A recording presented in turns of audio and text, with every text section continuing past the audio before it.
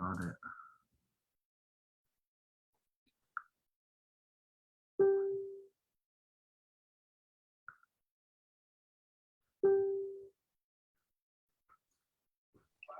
All right, looks like we're live.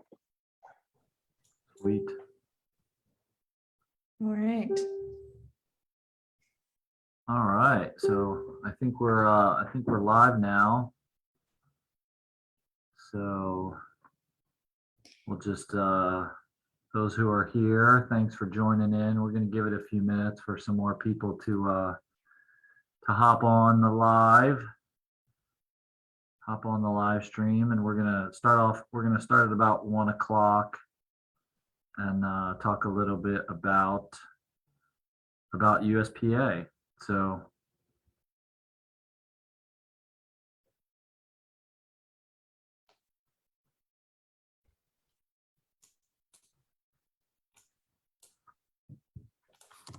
Did you find any good jokes, Albert? oh, you want to do some jokes?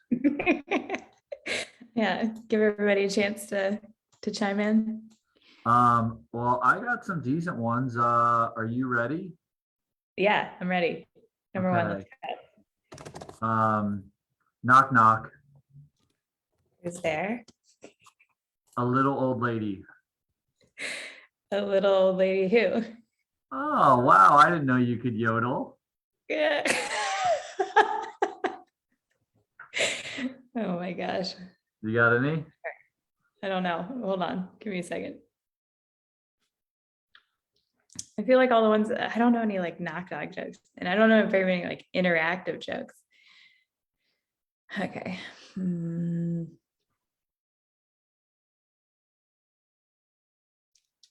I got another one.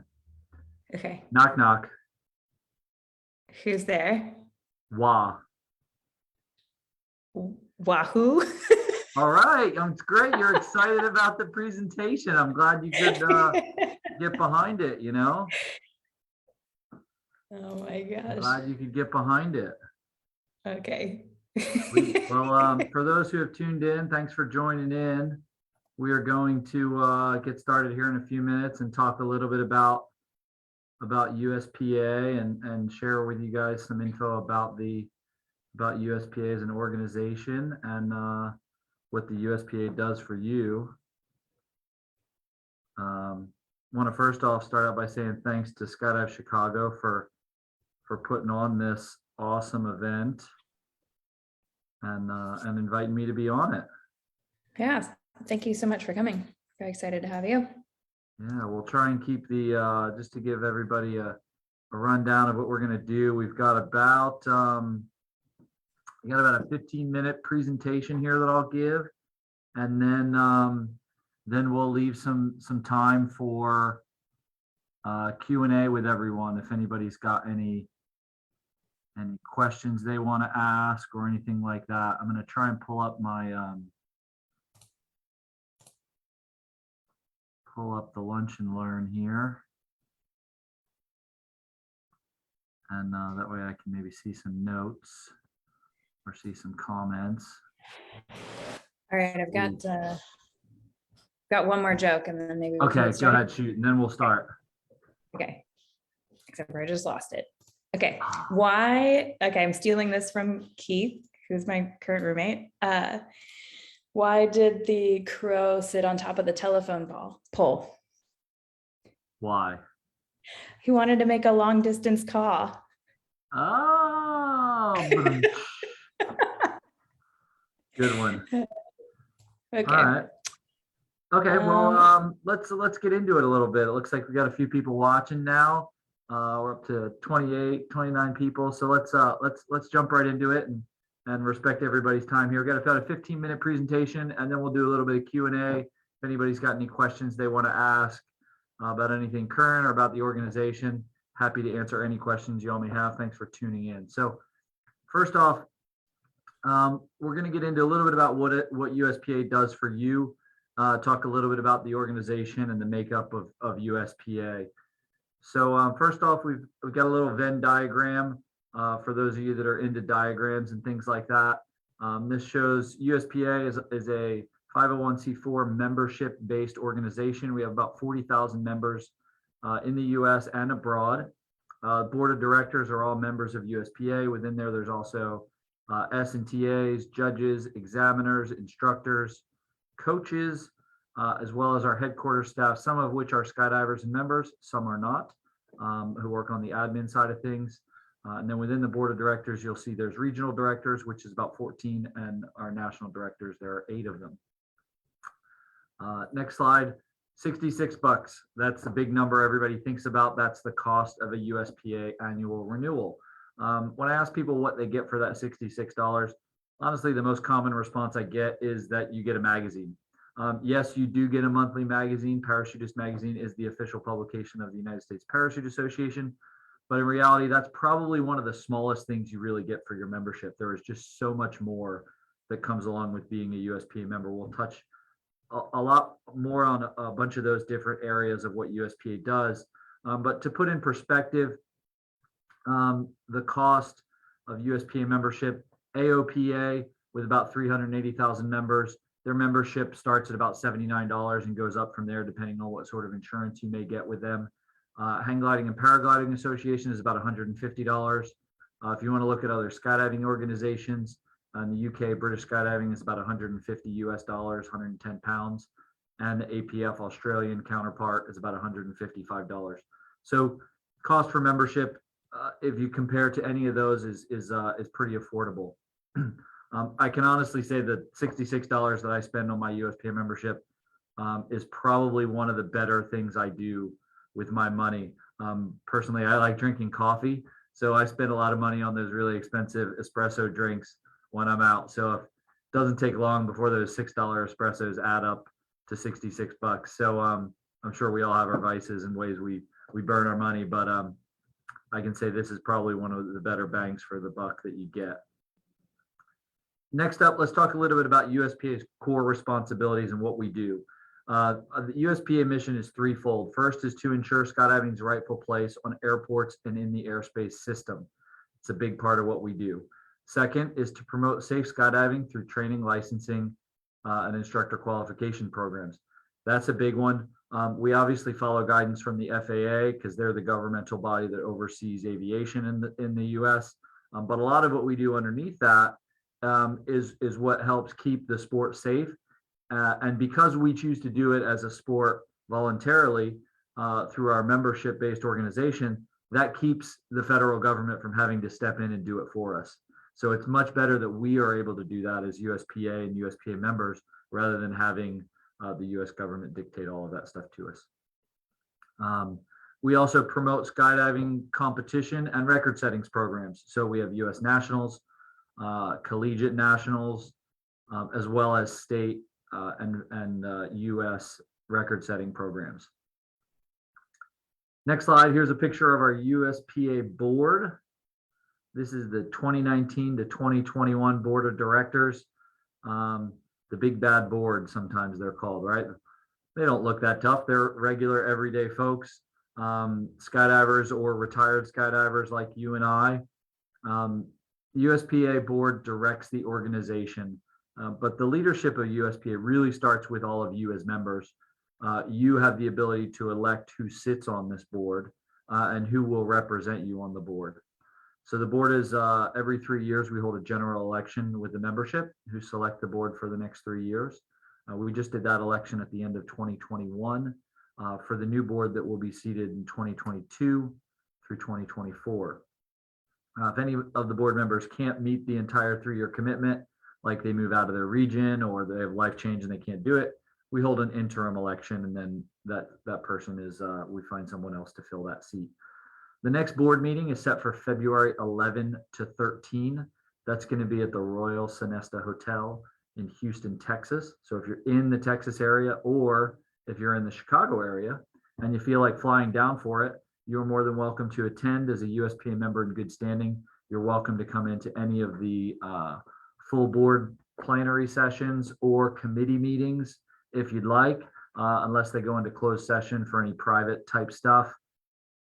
And then there's also a general membership meeting on Saturday night. So that's open to all members as well. And if for some reason you want to hang out afterwards, there is a party after the board meeting that we're going to have at a local bar, Sam's Boat. We're all going to head over there, have a few drinks and relax and chit chat and talk skydiving. So you're all welcome. If you can't come in person, you can also attend virtually. So we have, we set up cameras and things like that. So if you're in another area and you can't make it there, don't want to, can't make it for whatever reason, you are more than welcome to come down and or to tune in virtually. Next up, let's talk a little bit about, I think, full board responsibilities. So what does the board do? They create a vision for USPA and determine policies of the association. Every year, they help establish the operating budget of USPA, which we do on an annual basis.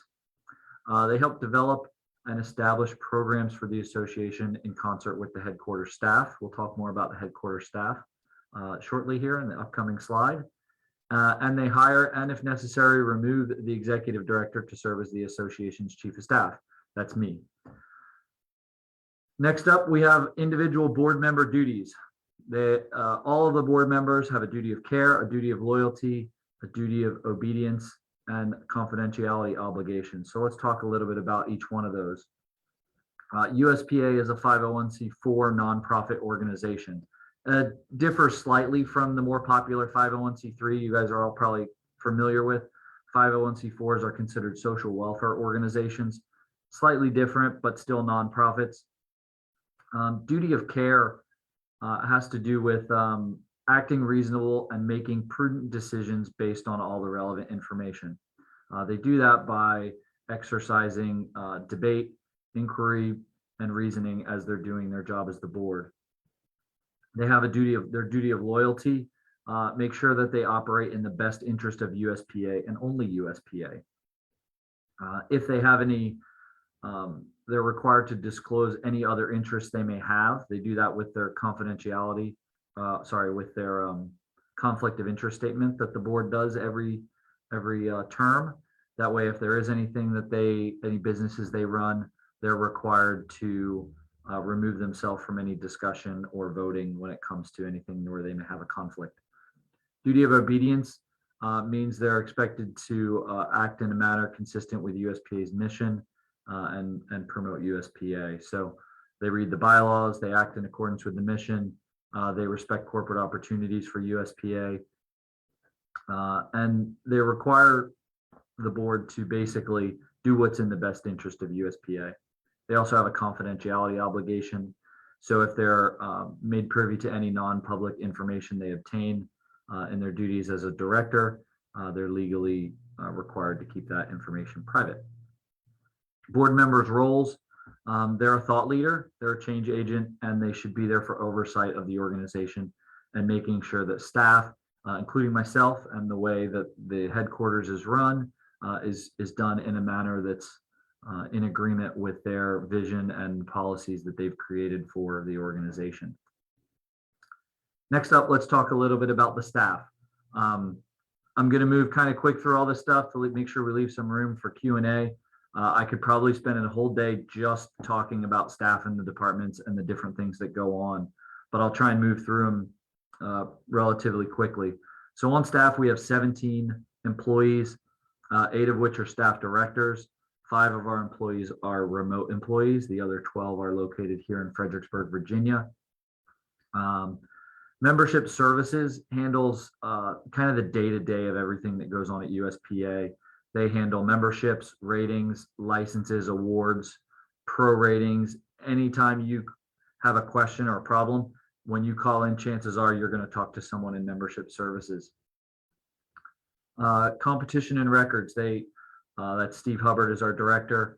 He oversees the USPA Nationals, Collegiate Nationals, the competition manual, making sure we have one and that it's kept up to date. Processing of all state, national, continental, international, world records, as well as helps out with administration for the U.S. parachute team. So a lot of stuff going on there. Safety and training. Again, as I mentioned before, this is a crucial part of what we do because if we don't do it, someone else will step in and do it for us as a sport. development of training programs for tandem, AFF, IAD, static line training, fatality and incident reporting. You've seen a big push coming out of USPA to report even non-fatal incidents to make sure we can learn from them, right? The more accident reports we receive, Ron Bell, who's our Director of Safety and Training, he's constantly looking at those. And the minute he sees a trend, we can immediately put out something to the community to let them know, hey, we're seeing an increase in X. Keep an eye out for this. So typically, we've always seen that any incident reports, the non-fatal incident reports, really move along a similar path to those fatal ones. So any indicators we can see that will help us maybe eliminate or stop a fatality is a good thing. Safety and training also works regularly with our S&TAs on safety issues in the field. And without credentialing the way USPA does it, someone else may need to do that, which might not be a skydiver, and that might not be in the best of our interest as a community. Government relations, talk a little bit about that. This is a big one. It's making sure that we have access to airspace and airports. Not a week goes by that we don't help someone either with starting a new drop zone or helping in negotiations between drop zones, airport management, and the FAA to make sure that we receive equal and non-discriminatory use of airports. So it's a lot of back and forth, and Michael Knight leads up that area of USPA, and he's doing a great job with it. And it also looks out for any regulations that may be coming up the hill and into sometimes there's rulemaking that comes in, laws that are proposed. We need to make sure that our opinion on those is heard as skydivers, and we need to make sure that those laws aren't made without having input from the skydiving community. Communications, social media, parachutist.com are different ways we communicate with the membership. But we also do a lot of outreach using our social media to the general public, as well as we did a really big PR effort and push at the end of last year to advertise the sport to the larger scale general public. And we're going to really push that this year coming into 2022. We developed with Shannon, who's our sport promotion director, a 10-month program to promote the sport on various points and in various geographic regions to really change the narrative about the way people think about skydiving. We're not a bunch of crazy yahoos who jump out of planes who have a death wish. We are active members of our community. We're doctors, we're lawyers, we're the people who work on your car, you name it, different walks of life. We all come together, but we're awesome people, and we want to tell that story a little bit more. Technology side of things, your ability to renew your membership online and development of educational materials that we're working on now are all part of technology. There isn't a single department listed above that doesn't interact with the technology side of our organization. Jen Sharp leads that up, and it pretty much touches every other area of what you see above comes in. You can't really do much today without using a computer or a website or interacting with people online. So that's becoming a larger part of what we do. And last but not least, human resources and accounting. You can't do much without a good bookkeeper, a good accounting department. So Stephanie Whitaker, who's been with us for many years, does an amazing job on the accounting side of things. We have an outside accounting firm that we work with who assists us in producing all of our financials, as well as an annual audit that we have done of all the USPA and all the affiliate organizations. So that's kind of that's the quick run through of all the departments. Like I said, I could spend a whole day on just that slide alone, but any questions, we can answer those too. Some other notable things that you get with your membership. USPA's website is a vast resource. There's loads of information on there, whether you're a member and you're looking for info, a group member and you need some information on aircraft or help dealing with creating pilot training, whatever it may be. There's a lot of information on there. We're going to do a pretty big revamp of the website, make it a little bit more user-friendly later this year. but know that there's a lot there and available for you. There is also third-party liability insurance that you receive as a member of USPA.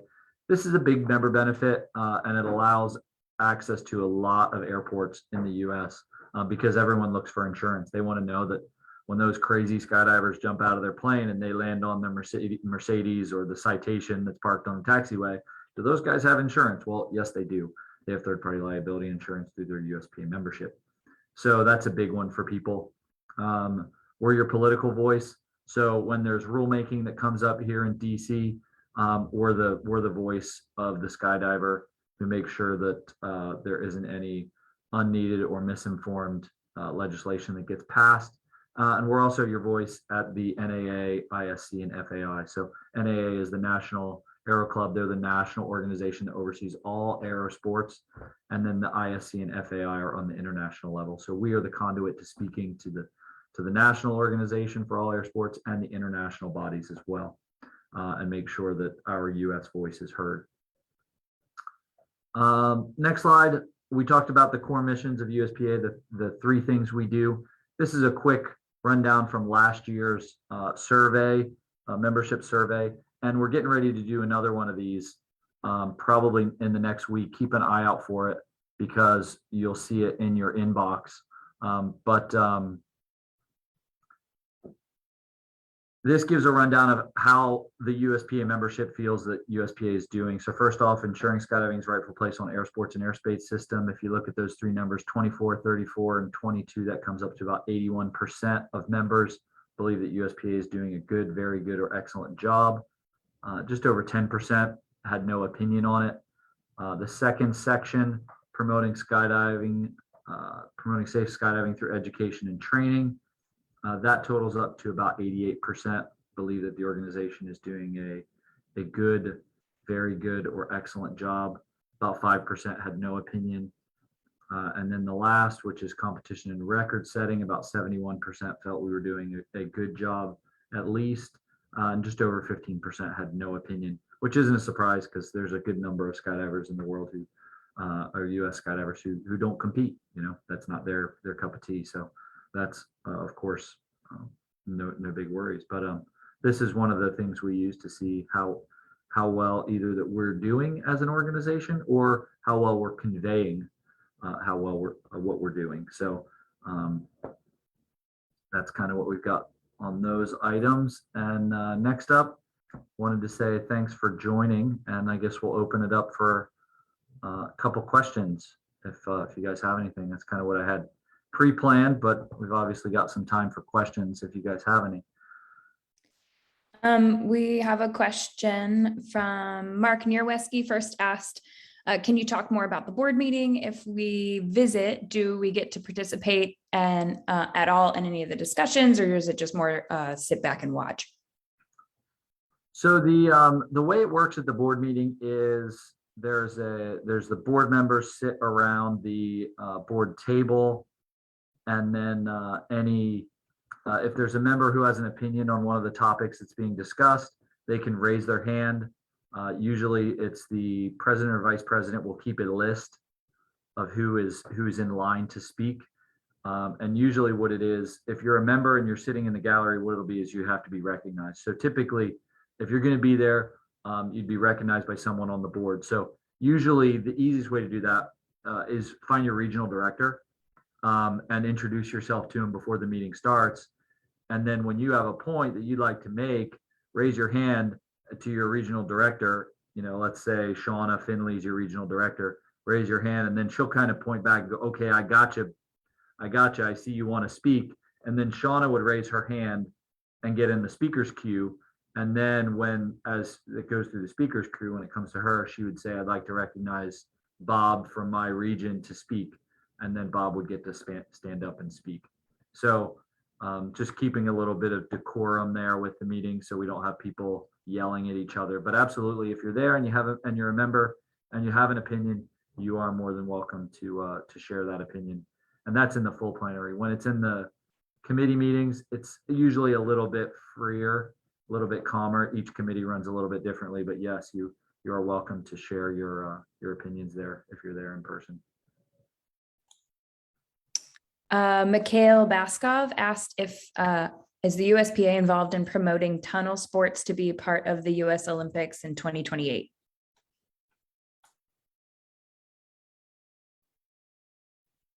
That's a good question. I don't have an answer for that.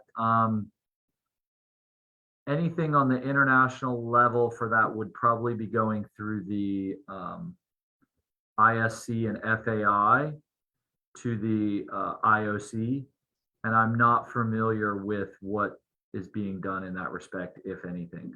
So I don't have a great answer. I can make a note and get back to you on that one, but I do not know what's being discussed with relation to tunnel in the Olympics for 2028. Mark asked another question. Please explain the third-party insurance more. Examples of like what or would not be covered. He said he thinks he understands it, but he's had discussions with other jumpers that may indicate otherwise. Sure. If you're skydiving and you're at a drop zone and you have any sort of accident, the third-party liability insurance covers any damage you may cause to a third party's property or anything like that. So let's say you're doing a skydive and you accidentally land off at the airport and you accidentally hit someone's car in the parking lot at the FSDO.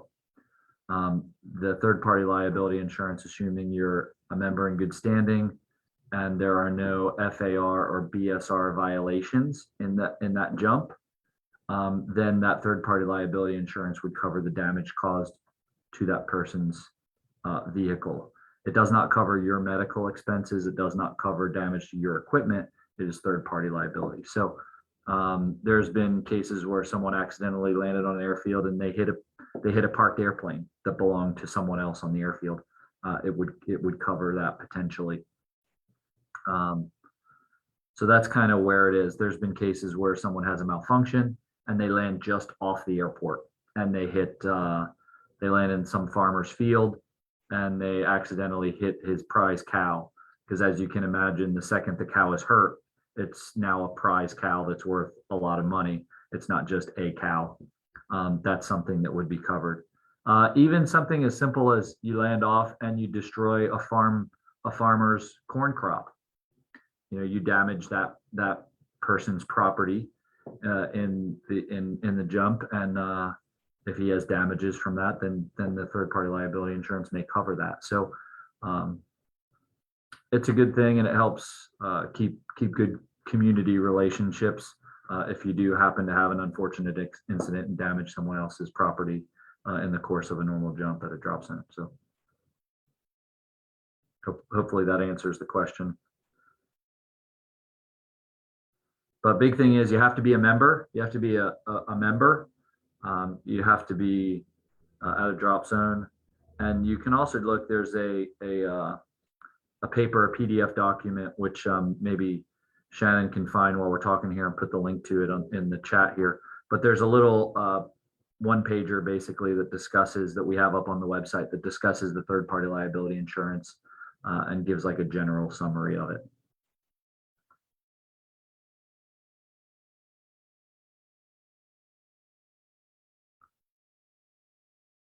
Other questions? Let's see. I'm not 100% sure I understand the question, but Wib Gibbler just asked, what kind of insurance do I need to cover myself? Many say this hobby would have companies turn me down. And that's the same question that Jimmy Johnson also has. So what kind of insurance do I need to cover myself? Yeah, so I'm not sure if it's health insurance or.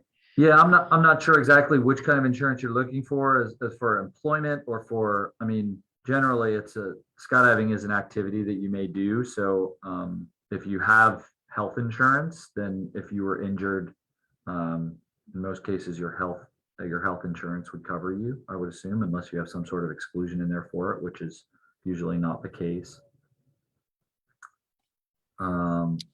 I think Jimmy's asking if the insurance, the USPA that we get through the USPA, does it cover burial or injury insurance?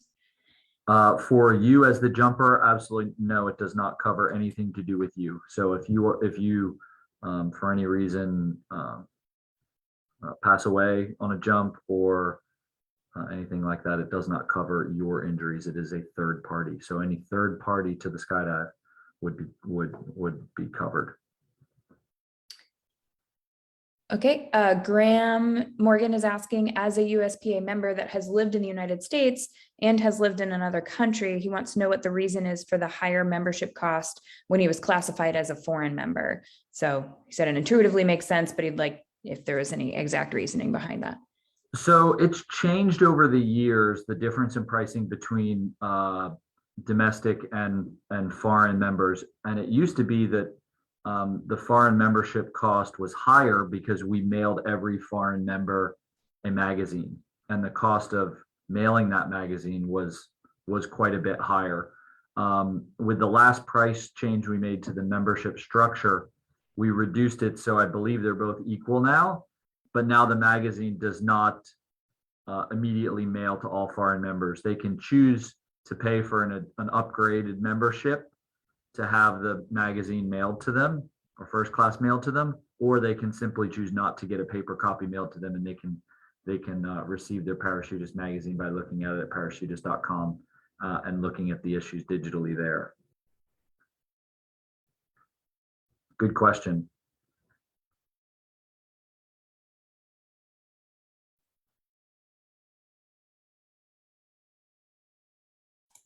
So I can go into a couple things on, we got a few more minutes here. We plan on about 30 minutes.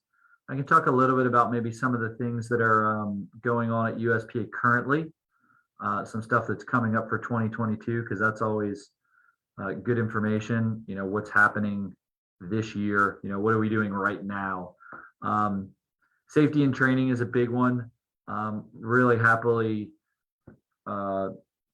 celebrating for the moment the fact that there were a record low number of fatalities in 2021. It was 10 for the year. So we're really looking at pushing forward the idea of creating a good safety culture at your drop zone and keeping that number decreasing. You know, I think it really takes everyone involved in the sport to get that number down lower. It takes 100% participation from everyone at the drop zone, every fun jumper involved, to get to the point where I look forward to doing videos like this, where we're talking about the years with 0 fatalities and then year after year with 0 fatalities. But it really takes everyone getting involved. We're going to do a big push towards that. And we're also on the safety and training side of things, looking at taking a lot of our educational material and putting it online in a learning format. So that's currently happening with the safety and training advisors training modules, which they do every 3 years when they renew. But historically, it's been a question and answer type format. And moving into this year, it's actually being set up in a video format learning process. Ron Bell and Jen Sharp have been working really hard on that, along with a few other of our USPA members who have hopped on board to help out with creating that. So that's going to be the first one that gets changed over. And then the plan is throughout this year to work in more of that learning and get more of it standardized and get more of it in a more forward thinking and more video based learning process rather than just reading a book. Let's see, that's a big one. A lot of big stuff going on behind the scenes that you guys won't see, especially on the technology side of things. We're going to revamp the website. We're looking at development of an app for USPA that will allow people to renew their memberships and their ratings and licenses and things like that through an application. We've currently got the SIM app, but that'll be rolled into it. A lot of stuff on the sport promotion side of things. I think I talked about that some, and we're developing a pretty big plan for that for this year, about 10 months worth of promotion. So really, it's not just going to be about competition, but we're going to get into everything from safety and talking about safety stats in the beginning of the year. And then, I mean, if you're listening, this is a good one because we really want to get into telling some more stories about our sport and who we are, right? We're all big members of our communities. There are skydiving events that go on throughout the year that are designed to support their local community. They help out local food banks. They do veterans support programs. They help out the local emergency services companies. So if you're doing any sort of event like that, get in touch with us. Email Shannon at sportpromotion@uspa.org. And we'd love to hear more about that event and see if there's a way we can help promote it. As well as then later in the year, we're going to get into promoting competitions. We've got the World Games. Canopy piloting will be represented in that. World Games is a huge event, second only to the Olympics. That's going to go on in Birmingham, Alabama. And World Games hasn't been on US soil since the inaugural World Games, the very first one that took place. So it's been quite a number of years. I think it's been about 30 years or something like that since it's been in the US. So it's a big deal to have it here in the US. And it's a very big deal to have skydiving in it. So that's a huge event. That's going on in July in Birmingham. And then we've got US Nationals in Skydive Chicago and Skydive Midwest. That's happening in September. So we're going to promote the heck out of those in the Chicago market, and which will be hopefully good for all of the area drop zones around there, and help show them what great people we all are, you all are. So any other questions? If not, we'll probably wrap up here. I know we're at about 35 minutes, and I know everybody's got lunch breaks and got to get back to work. So any other questions you see there, Tracy, that we should jump on? I do not see any more questions, but yeah, thank you so much for joining, everyone listening in. Thank you so much, Albert, and the USPA for kicking off like our first lunch and learn of the winter. So yeah, happy to do it. Thanks for having me on the lunch and learn. And I think it's great that Skydive Chicago is doing this and spreading information about USPA, and then the other topics you guys are going to talk about in these. They're nice little short 30-minute bites that people can pick up when they're not too busy, and they can watch a little video or listen in. So thanks for having me. And this video, as well as any other lunch and learns that we have, will be available on our Facebook page afterwards. So even if you can't get away for lunch or anything like that, feel free to check them out there.